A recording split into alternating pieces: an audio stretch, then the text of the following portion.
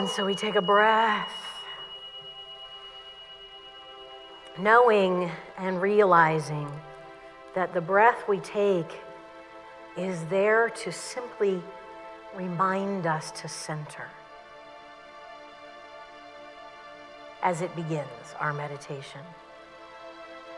That breath, we can just feel it. If as many as you want to take them. And with each breath, recognize how, as that new, fresh energy comes in and allows us all to cough everything that is lingering in our lungs, which is why I'm sucking on a cough lozenge while I'm doing this meditation, because here at Unity of Sebring, we share so many things, including our germs.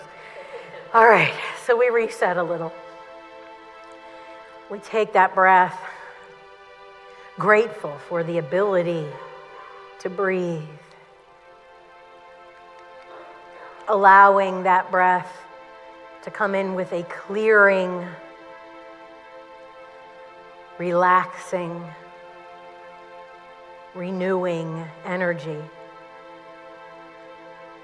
That every breath is the breath of Source, the breath of God itself, bringing healing, bringing love, bringing support and comfort, bringing that centering energy that calls us here, now. With each new breath, we allow it to bring us just that much more clear and present, that much more relaxed, that much more centered. And as each breath moves through us, we allow it to invigorate the cells of our body. We allow it to penetrate through doubts. We allow it to move things that might be stuck. We allow it to bring us to this calm, peace, sacred energy. Knowing that this and every moment is sacred, but most especially when we take time in meditation as we are now, we allow it to calm and quiet the mind. If thoughts happen, we just let them. There's no resistance here, now. We let what needs to flow through to move on its own. We don't attach. We simply allow. And if a thought does come with persistence, we acknowledge. We allow it to sit in some gratitude. And we embrace it with love, knowing that it will arise again when it needs to be addressed. Right now, we shift a focus. We feel inside ourselves for a place that feels like the divine, that feels like an energy beyond just our small individual self. An energy that connects us to every other being. An energy that guides and informs us, whatever that source energy is inside, wherever it is inside. We spend a moment focused there. We send gratitude to that space and that energy. We acknowledge its place within us, and we allow that energy to spread throughout our body. To know that that guidance, that love, that support, that illumination, it's always there. Sometimes we just need to pause for a moment and reacquaint ourselves with where it lives inside.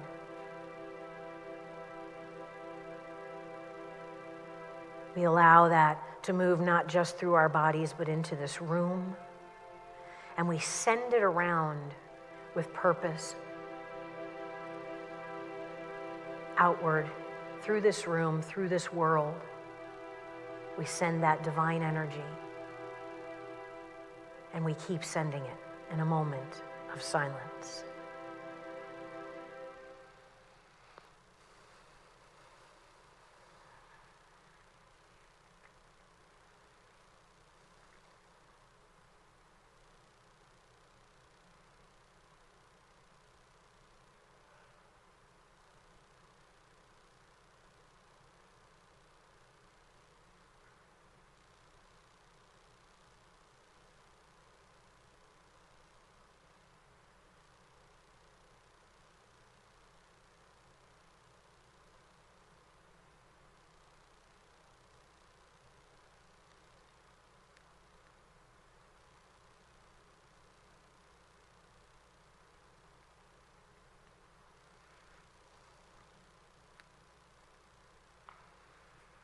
And we allow it to land, to settle, bringing our attention back to this time, this space, opening to the rest of our time together today, ready and eager to receive what is ours,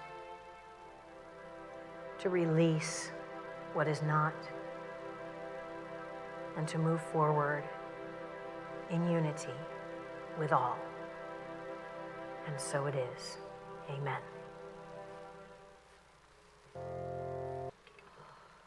So it's a new month. It's a potluck Sunday. I notice we have more people in here this Sunday. Feed them and they will come, we know. Excuse me. And it's the day after our 4th of July celebrations. I don't know how many of you were able to sleep last night before God only knows what time when the neighbors stopped celebrating. And it's interesting, for the first time in my life as an adult, I now live in a space where it's pretty quiet. We don't really have neighbors doing fireworks or anything like that. I can hear them in the distance, and I think about all the beautiful animals and all the people with PTSD, and I can't help it, right? We include the whole experience, and that's something when we start that walk in unity, we become very aware of others' experiences, very aware of the differences and the similarities and the things that stand out for us, very aware of where lines can be drawn and where they can be erased. And we're stepping into this new month, which will be focused on understanding, the power of understanding. And there are things we can easily understand, and there are things that are really head scratchers. I think some of them are forever head scratchers. And that's part of this dance of humanity. That's part of this dance of living in skin and showing up slightly different from everybody else. And it can be one of the beauties of it as well. I find it to be such a beautiful thing to be looking through different eyes and seeing where we are all led by our individual visions. And the thing is, you know, we're celebrating 250 years of declaring independence. And it's such a funny thing, independence. And I've spent a lot of time this week wondering what things during my week, during my day, during my walk, am I declaring independence from, and what things during my day and during my walk am I declaring dependence in and dependence to? I don't know if you may have been one of the people that got up this morning and said or thought, boy, if I don't have my cup of coffee, I can't walk out into the world today.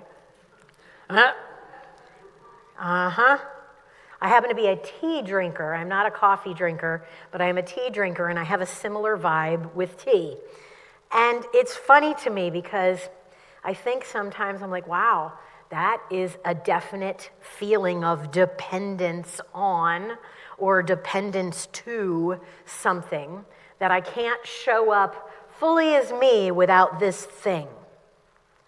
So I think that's something we can just dance with this week as we move through. And a little bit of homework is, as we're moving through this week, kind of pay close attention to the things that you are declaring independence from and dependence on. Because it's a very important dance for us to make. What are we empowering by the beliefs that we are holding, and what are we disempowering by those beliefs that we hold as well? Sometimes what we're disempowering is ourselves. And so it's really important to get into the dance of that and to understand that. But this declaration of independence that happened, it's a fascinating dance as well. You know, we talk about, and we talked about it last Sunday with the red, white, and blue, you know, the celebrating of this United States of America. That at the time this declaration happened was 13 colonies declaring its independence from Great Britain and from a rule of king, declaring its independence. And when we think about the amount of people that would have had to come together to create enough energy for something like that to happen, there's the dance, because they're declaring their independence as a group. They're declaring how independent they are of someone else by joining with another someone else in another something else to create the energy of that new thing. So are we ever really independent? See, that's the thing. We are such independent creatures, and I know I had a conversation with someone this week about loneliness. And about how sometimes, boy, we can feel pretty doggone lonely and isolated and on our own. And that loneliness can be further isolating.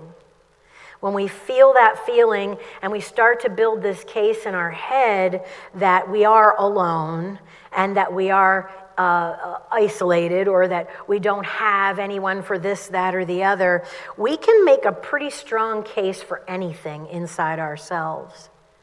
And that's a cautionary tale. Because we are always storytellers. We are always building our story and how we fit into this world. And so be careful the stories that we tell ourselves. Because while I was having one of my conversations about loneliness with someone, they were reaching out to me because we are enmeshed in holding one another up and in walking together in companionship. And I thought, there it is. It doesn't matter how many people you get to surround yourself with, whether you're lonely or not, starts in here. I have some of my best times just walking by myself, driving by myself, hanging out by myself. And sometimes I feel so comfortable in my own skin. And other times I feel conspicuously by myself. Pay attention this week. Because the thing is, we are inside Godness.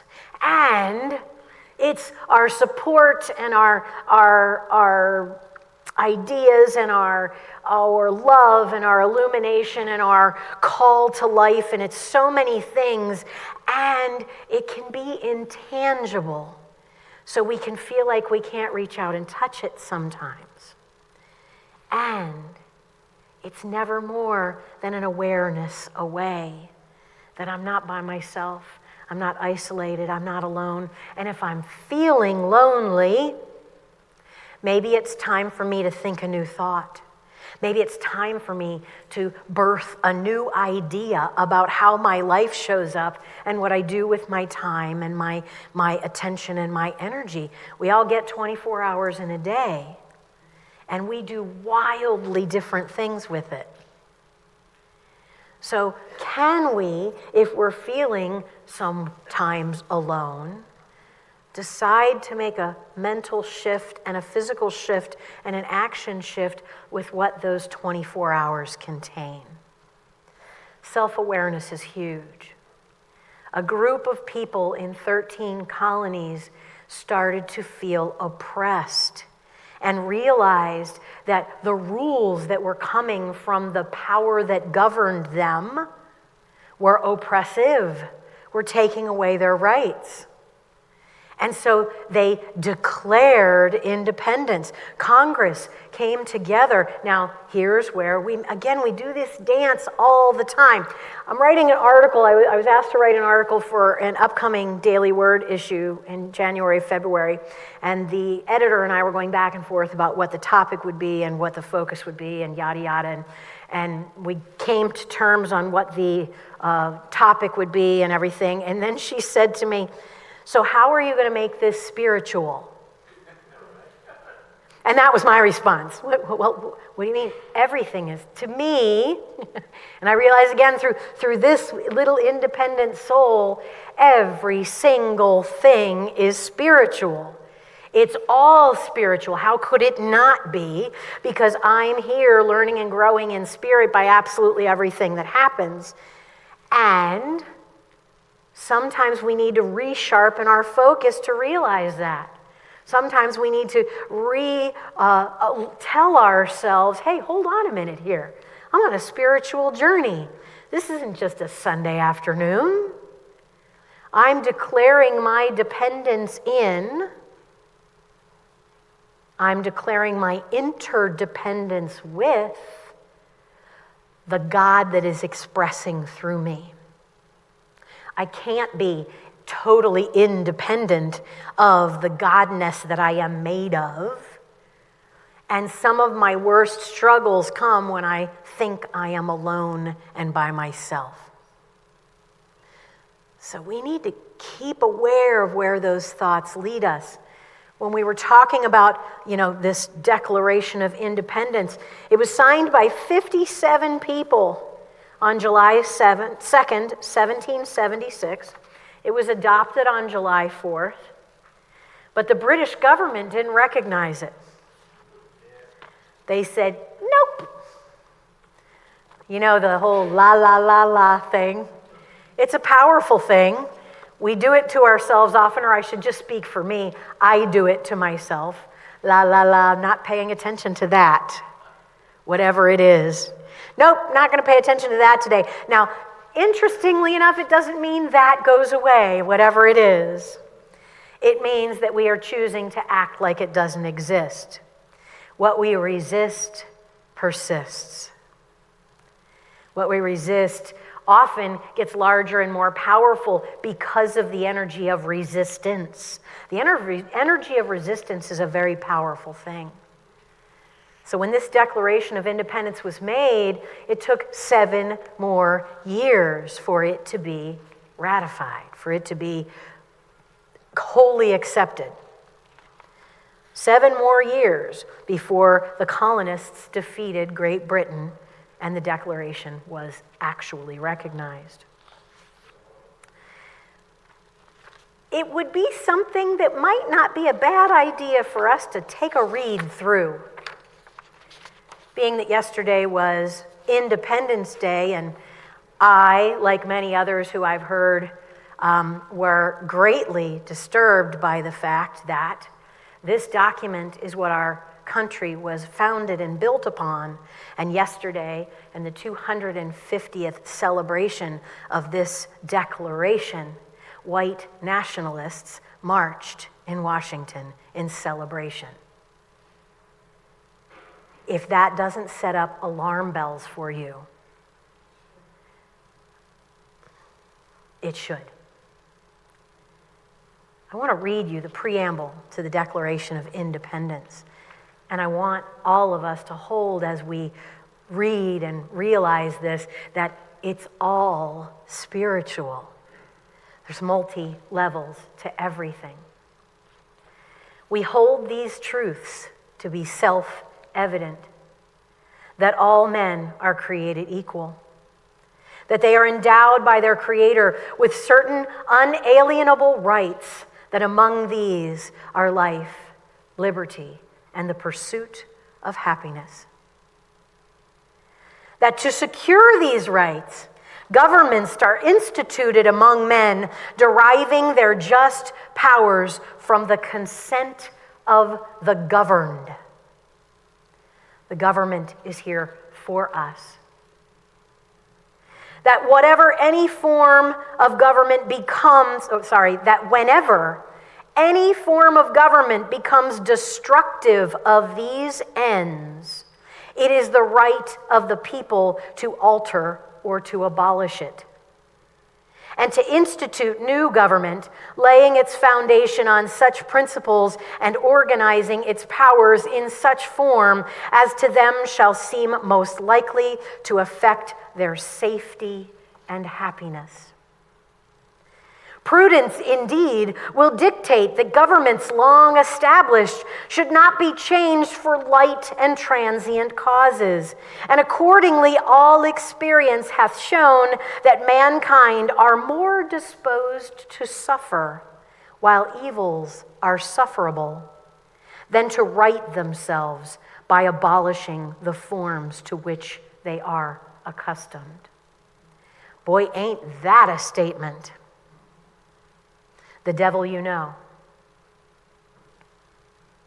But when a long train of abuses and usurpations, pursuing invariably the same object, evinces a design to reduce them under absolute despotism, it is their right, it is their duty to throw off such government and to provide new guards for their future security. Such has been the patient sufferance of these colonies, and such is now the necessity to which constrains them to alter their former systems of government. The history of the present King of Great Britain is a history of repeated injuries and usurpations, all having in direct object the establishment of an absolute tyranny over these states. To prove this, let facts be submitted to a candid world. And what followed that were 27 grievances. 27. I think that's such a fast. Why 27? Why not 28? Why not 26? Why 27? I would invite you to go read them. Those who don't learn from history are doomed to repeat it. I invite you to go read the Declaration of Independence. It's a fascinating document. So, where do I go? The Resolution of Independence, the most dramatic, and this statement, the preamble, the list of grievances, and then the Resolution of Independence, the most important and dramatic statement comes near the end, that these united colonies are, and right ought to be, free and independent states. It declares a complete break with Britain and its king and claims the powers of an independent country. See, we're an independent country, and each one of us in this independent country is a little tiny independent country. And when we choose to realize, as today's daily word said, that we are interdependent, that it matters that everybody has rights, that it matters that people can enjoy free and safe living, that it matters that we all get to declare our independence within our group. It matters. And it matters in spirit because we are put here in skin, divine creatures having a human experience, and we're looking at what happens when people are given that charge. Guess what? You have all these divine guidance and powers within you, and now let's see what you create in the world of senses with what you have within. We need to be very careful about what it is that we are declaring dependence to and independence from.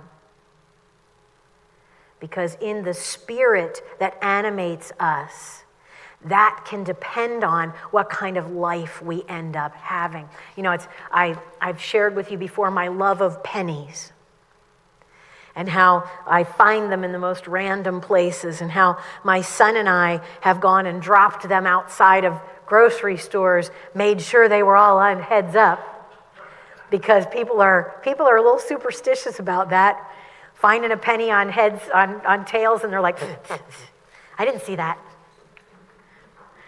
Finding a penny on heads up, and we go grab it and we declare that we've got luck for the rest of the day because we found this penny. Well, part of the reason that I love finding pennies is because of that statement on them, "In God we trust." And that's a fascinating history in itself. "In God we trust" appeared on coins in 1864.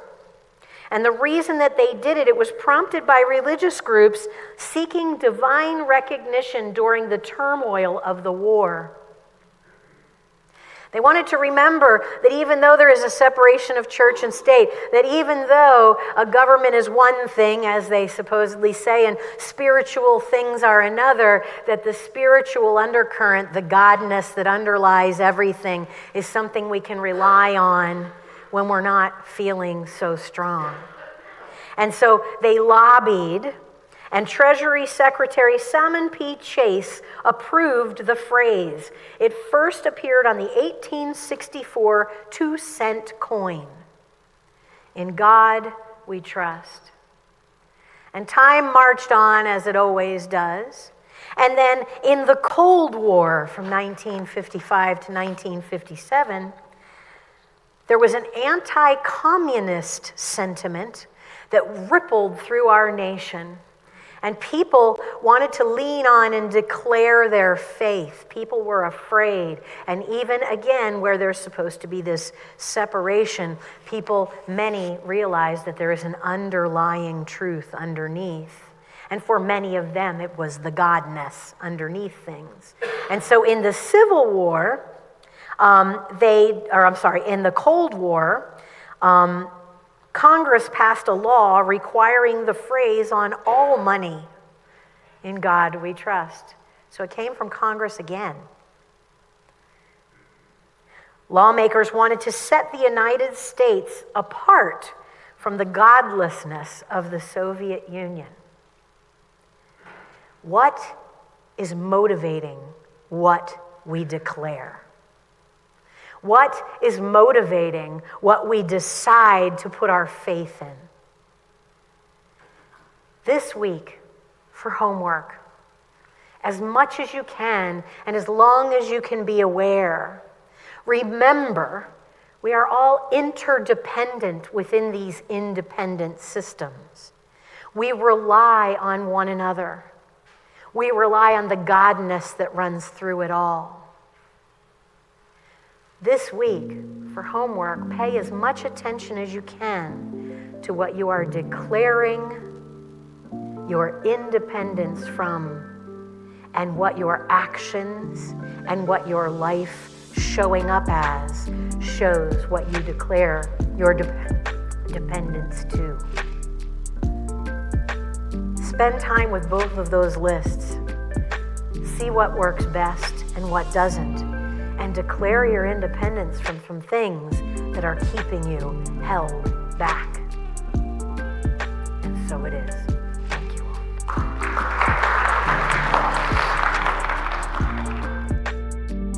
Thank you for joining us today. Please visit www.unityofsebring.org for more information, to submit a prayer request, or to donate to our ministry.